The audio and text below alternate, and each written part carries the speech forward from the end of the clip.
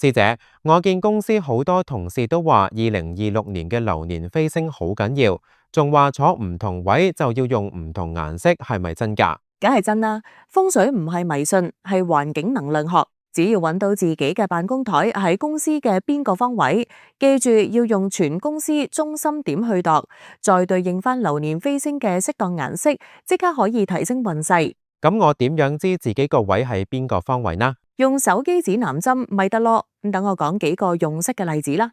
如果辦公室嘅座位喺東方，嗰度係退財位，要用白色，換個白色 wallpaper 或者擺個白色文件夾都得。如果個位喺中央，就係人財兩旺位，用藍色可以增強同事間嘅和諧。東北係文昌位，用綠色會諗嘢靈活啲。仲有北方驛馬，想升職轉工就用白色啦。個座位喺東南，即係財位就最開心啦，可以用紅色、紫色嚟催旺財運。咁邊啲位最差呢？西北病位要用白色，等啲金屬能量壓制病氣。西方是非位要用紅色，火化金減少口舌。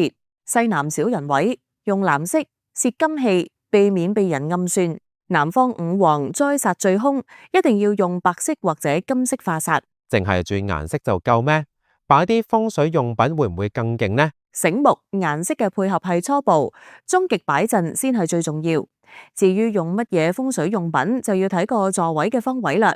東方退財位擺銅葫蘆，將退財變守財。中央人財兩旺位擺銅花樽，插4支紅或粉色花，催旺人緣偏財。東北文昌位開光嘅9層文昌塔，對於做創意工作嘅人超有用。北方驛馬位開光銅馬，馬頭向門或者向窗，升職快過人。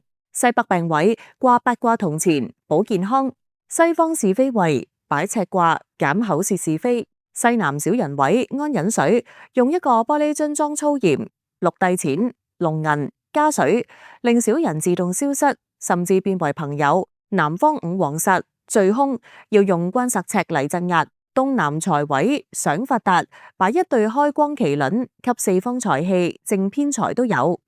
仲有記得一件事，自己張台左邊青龍位放盤富貴竹或者圓葉植物，要避免擺仙人掌嗰類有刺嘅植物，否則是非多多。仲要每星期換水，咁樣就貴人自然嚟啦。另外，所謂職場如戰場，如果發覺有同事用風水暗算自己，咁點算？留言問開運師姐啦，拜拜。